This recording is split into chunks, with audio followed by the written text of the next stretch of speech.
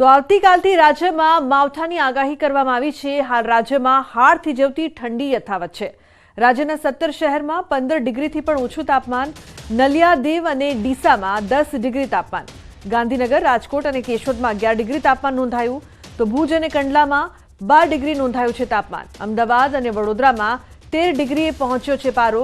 અમરેલી, સુરેન્દ્રનગર, આણંદમાં 13 ડિગ્રી તાપમાન। આવતીકાલથી 2 દિવસ કમોસમી વરસાદની આગાહી।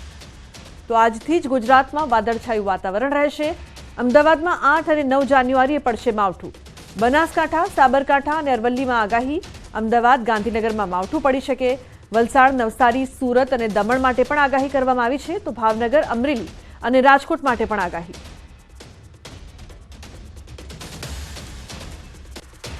તો નલિયા, દીવ અને ડીસામાં 10 ડિગ્રી તાપમાનની સાથે ઠંડી વધી। આવતીકાલથી 2 દિવસ કમોસમી વરસાદની આગાહી।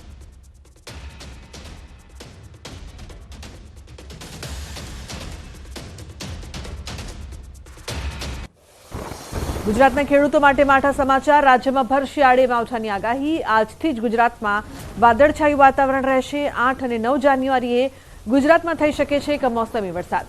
અમદાવાદવાસીઓ શહેરમાં ઠંડી વચ્ચે થશે માવઠું। અમદાવાદમાં 8 અને 9 જાન્યુઆરીએ થશે કમોસમી વરસાદ। हल्की रेन के चांसेस है वो है डे 3 और डे 4 और जो मतलब कारण होंगे ये है कि एक ट्रफ लाइन है जो साउथ गुजरात रीजन से होकर गुजर रही है, जिसके कारण ये डे 3 और डे 4 में बारिश होंगी आइसोलेटेड प्लेसेस में, सौराष्ट्र और गुजरात दोनों रीजन में। और जो मतलब कुछ डिस्ट्रिक्ट हैं जहाँ पे हल्के रेन होने के चांसेस हैं आइसोलेटेड प्लेसेस में, वो डिस्ट्रिक्ट हैं डे 3 के लिए बनासकांठा, साबरकांठा, अरावली, अहमदाबाद, गांधीनगर और वलसाड़, नवसारी, सूरत, दमन, दादरा नगर हवेली। और जो सौराष्ट्र के रीजन के डिस्ट्रिक्ट हैं वह है भावनगर, अमरेली, गिर सोमनाथ और राजकोट। तो डे 4 में जहाँ पे मतलब हल्की रेन होने के चांसेस हैं वो रीजन है गुजरात रीजन के, वो डिस्ट्रिक्ट हैं अहमदाबाद, गांधीनगर, वलसाड़, नवसारी, आनंद और दादरा नगर हवेली। और जो सौराष्ट्र रीजन है उसके डिस्ट्रिक्ट हैं अमरेली, गिर सोमनाथ। तो अयोध्याમાં રામ મંદિરના પ્રાણ પ્રતિષ્ઠાના અવસર પહેલા ગીતાબેન રબારીના ભજન અંગે પીએમ મોદીએ ટ્વીટ કર્યું। પીએમએ ટાંક્યું કે અયોધ્યામાં પ્રભુ શ્રીરામના દિવ્ય ભવ્ય મંદિરમાં રામલલ્લાના આગમનની રાહ હવે પૂર્ણ થવા જઈ રહી છે। દેશભરમાં મારા પરિવારજનોમાં प्राण प्रतिष्ठानी आतुरतानी प्रतीक्षा छे। તેમના સ્વાગતમાં ગીતાબેન રબારીનું આ ભજન ભાવ વિભોર કરવા જેવું છે। તો આપના નેતાઓ આજે ગુજરાતના પ્રવાસે દિલ્હી સીએમ અરવિંદ કેજરીવાલ આવશે ગુજરાત। પંજાબ સીએમ ભગવંત માન પણ ગુજરાત આવશે। ભરૂચના નેત્રંગ ખાતે જનસભાને સંબોધિત કરશે। આપ એમએલએ ચૈતર વસાવાના સમર્થનમાં કરશે સભા। તો બપોરે 1 વાગ્યે વડોદરા એરપોર્ટ પર આગમન, ત્યારબાદ વેલકમ હોટલમાં 30 મિનિટનો સ્ટે કરશે અને 1:30 વાગે હેલિકોપ્ટરથી નેત્રંગ જવા માટે રવાના થશે, જ્યાં સભાને સંબોધશે। સાંજે 7 વાગે પ્રદેશ આગેવાનો સાથે લોકસભા ચૂંટણી અંગે ચર્ચા કરશે અને વડોદરામાં રાત્રિ રોકાણ પણ કરશે। સોમવારે 11 વાગે રાજપીપળા જેલમાં ચૈતર વસાવાની તેઓ મુલાકાત લેશે।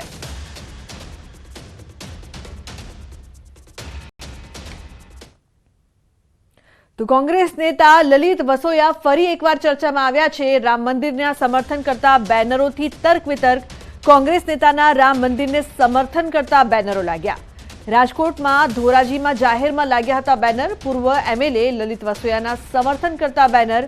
રામ મંદિર પ્રાણ પ્રતિષ્ઠાને સમર્થન આપતા કોંગ્રેસના પૂર્વ ધારાસભ્ય લલિત વસોયાના બેનરો। ધોરાજી કોંગ્રેસના પૂર્વ ધારાસભ્ય છે લલિત વસોયા, હાલ રાજકોટ જિલ્લા કોંગ્રેસ પ્રમુખ પણ છે। અગાઉ પણ લલિત વસોયા ભાજપ તરફી પોતાના નિવેદનોથી ચર્ચામાં રહી ચૂક્યા છે। તો રામ મંદિર પ્રાણ પ્રતિષ્ઠાને સમર્થન કરતા બેનર लाग्યા છે અને આ પહેલા પણ તેઓ ભાજપ તરફી નિવેદનો આપીને ચર્ચામાં રહી ચૂક્યા છે। મહત્વનું છે કે લલિત વસોયાના બેનરો ધોરાજી કોંગ્રેસના પૂર્વ ધારાસભ્ય છે અને જે પ્રકારથી તેમના બેનરો लाग्યા છે, મંદિરને સમર્થન કરતા બેનરો લગાવવામાં આવ્યા તે બાદ અનેક ચર્ચાઓ થઈ રહી છે। તો કોંગ્રેસ नेता ललित वसोया एक बार फरी चर्चाમાં આવ્યા છે, કારણ કે રામ મંદિરને સમર્થન કરતા તેમના બેનરોથી અનેક તર્ક વિતર્ક પણ થઈ રહ્યા છે। કોંગ્રેસ નેતાના રામ મંદિરને સમર્થન કરતા બેનરો લાગ્યા। રાજકોટના ધોરાજીમાં જાહેરમાં આ બેનર લાગ્યા છે। પૂર્વ એમએલએ લલિત વસોયાના સમર્થન કરતા બેનર, રામ મંદિર પ્રાણ પ્રતિષ્ઠાને સમર્થન આપતા કોંગ્રેસના પૂર્વ ધારાસભ્ય લલિત વસોયાના બેનરો ચર્ચાનો વિષય બન્યા. તો ધોરાજી કોંગ્રેસના પૂર્વ ધારાસભ્ય છે લલિત વસોયા અને હાલ રાજકોટ જિલ્લા કોંગ્રેસ પ્રમુખ પણ છે. અગાઉ પણ લલિત વસોયા ભાજપ તરફી પોતાના નિવેદનોથી ચર્ચામાં રહી ચૂક્યા છે, ભાજપ તરફી નિવેદનો આપી ચૂક્યા છે. તો ફોન લાઈન પર લલિત વસોયા જોડાયા છે, તેમની સાથે વાત કરીએ. લલિતજી, જે પ્રકારથી અત્યારે આપને લઈને જે ચર્ચા થઈ રહી છે, મંદિરના સમર્થનના બેનરો બાદ ચર્ચાઓ થઈ રહી છે, શું કહેશો, શું પ્રતિક્રિયા છે આપની? પહેલી વાત તો એ છે કે ચર્ચા આસ્થાને જ નથી. આ રામ મંદિર બન્યું છે. રામ મંદિર રામ જન્મભૂમિ શિલાન્યાસ સમિતિ દ્વારા બનાવવામાં આવ્યું છે, નહીં કે ભારતીય જનતા પાર્ટી દ્વારા, નહીં કે યુપીની સરકાર કે કેન્દ્રની સરકાર દ્વારા. મેં આજે આવકારતા બેનરો લગાડ્યા છે, એ બેનરો એક સાચા હિન્દુ તરીકે લગાડ્યા છે. કોંગ્રેસ પાર્ટી રામ જન્મભૂમિ ઉપર મંદિર બને એના વિરોધમાં કોઈ દિવસ પહેલેથી જ અત્યાર સુધી કોઈ દિવસ હતી નહીં અને છે પણ નહીં. પરંતુ ભારતીય જનતા પાર્ટી આ આખા મુદ્દાને હાઈજેક કરી અને એનો ચૂંટણીનો મુદ્દો બનાવી રહી છે. કોંગ્રેસ પાર્ટીએ ક્યારેય ધર્મના નામે મતો માંગ્યા નથી. આપને કહું કે ગુજરાતની અંદર ગુજરાત પ્રદેશ કોંગ્રેસના પ્રમુખ તરીકે સરદાર વલ્લભભાઈ પટેલે સોમનાથ મંદિરના શિલાન્યાસ માટેનો અને મંદિર બનાવવાનો સંકલ્પ કર્યો હતો. સરદાર વલ્લભભાઈ પટેલે એ મંદિર બનાવ્યું હતું, પરંતુ કોંગ્રેસ પાર્ટીએ ક્યારેય સોમનાથ મંદિરના નામે મત નથી માંગ્યા. રહી બીજી વાત કે અત્યારે જે મંદિરનું નિર્માણ થઈ રહ્યું છે, એ મંદિરના નિર્માણમાં ભારતીય જનતા પાર્ટીની યુપી સરકાર હોય કે કેન્દ્રની સરકાર હોય, એના કોઈ નિર્ણયથી આ મંદિર નથી બની રહ્યું. દેશના ન્યાયતંત્રના હુકમના આધાર ઉપર આ મંદિર બની રહ્યું છે. આ તો ભારતીય જનતા પાર્ટી ફક્ત આ દેશની અંદર ધાર્મિક તણાવ ઉભો કરી અને ચૂંટણીમાં લાભ મેળવવા માટેનો પ્રયત્ન કરે છે. પરંતુ અમે સાચા હિન્દુ તરીકે જે જન્મભૂમિ ઉપર મંદિર બન્યું છે એનું સ્વાગત કરીએ છીએ અને એને આવકારીએ છીએ. જી બિલકુલ લલિતજી, આભાર અમારી સાથે જોડાવા બદલ. તો લલિત વસોયાજીની પ્રતિક્રિયા છે કે દેશના ન્યાયતંત્રના હુકમથી રામ મંદિર બની રહ્યું છે, ભાજપથી નહીં. અમદાવાદમાં શંકાસ્પદ કફ સિરપનો જથ્થો પકડાયો છે. 92 કફ સિરપની બોટલો સાથે બેની ધરપકડ કરવામાં આવી. વટવાથી એસઓજીએ યુવક અને યુવતીની ધરપકડ કરવામાં આવી છે. બંને આરોપીઓએ દારૂ સાથે અગાઉ રીલ પણ બનાવી હતી. રીલ બનાવીને સોશિયલ મીડિયામાં પણ મૂકી હતી. એસઓજીની કાર્યવાહીથી સ્થાનિકોમાં પણ રાહત જોવા મળી રહી છે. તો આરોપીઓ સાથે અગાઉ રીલ પણ બનાવવામાં આવી હતી. અમદાવાદમાં શંકાસ્પદ કફ સિરપનો જથ્થો ઝડપાયો છે.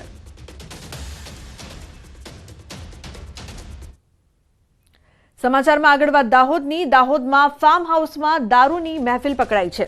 દારૂની મહેફિલ માણતા 22 નબીરા પકડાયા. નગદી ફાર્મ હાઉસમાં ચાલતી હતી દારૂની મહેફિલ. એસપીને મળેલી બાતમીના આધારે લોકલ ક્રાઇમ બ્રાન્ચે ફાર્મ હાઉસમાં ચાલતી દારૂની મહેફિલમાં દરોડા પાડ્યા હતા.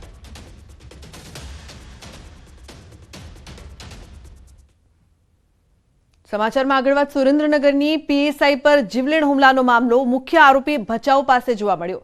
ટોલનાકાના સીસીટીવીમાં કેદ થયા આરોપી. મુખ્ય આરોપી કચ્છ તરફ ભાગ્યાની શંકા. મહત્વનું છે કે આરોપીઓએ ઝીંઝુવાડા પીએસઆઈ પર જીવલેણ હુમલો કર્યો હતો. જાલમસિંહ ઝાલા નામના મુખ્ય આરોપી ફરાર થઈ ગયો હતો, જે ભચાઉ ટોલનાકાના સીસીટીવી કેમેરામાં કેદ થયો હતો. હાલ પોલીસે આરોપીને ઝડપી લેવા વિવિધ ટીમ બનાવીને તપાસ શરૂ કરી છે, જ્યારે અન્ય 4 આરોપીને ઝડપી લઈને જેલ હવાલે કરાયા છે.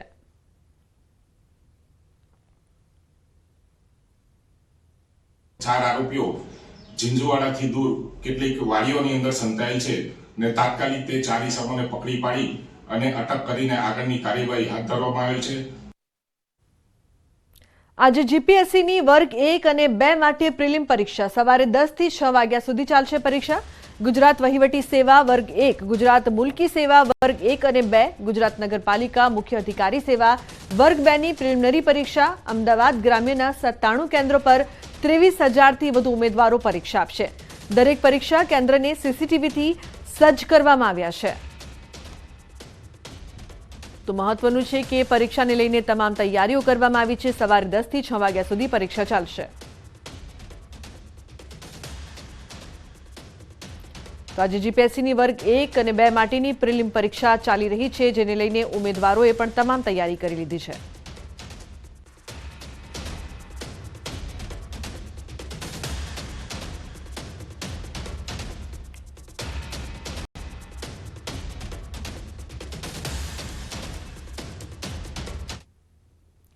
તો મહેસાણામાં તસ્કરોનો તરખાટ જોવા મળી રહ્યો છે। મોકાસણમાં કરિયાણાની દુકાનમાં ચોરી કરવામાં આવી। ખાંડ ગોળ તેલની ચોરી કરીને ચોરો ફરાર થયા। ચોરીની આ સમગ્ર ઘટના સીસીટીવીમાં કેદ થઈ છે। દુકાન માલિકે નોંધાવી છે પોલીસ ફરિયાદ। તો ખાંડ ગોળ અને તેલની ચોરી કરી હતી। સીસીટીવીમાં સમગ્ર ઘટના કેદ થઈ।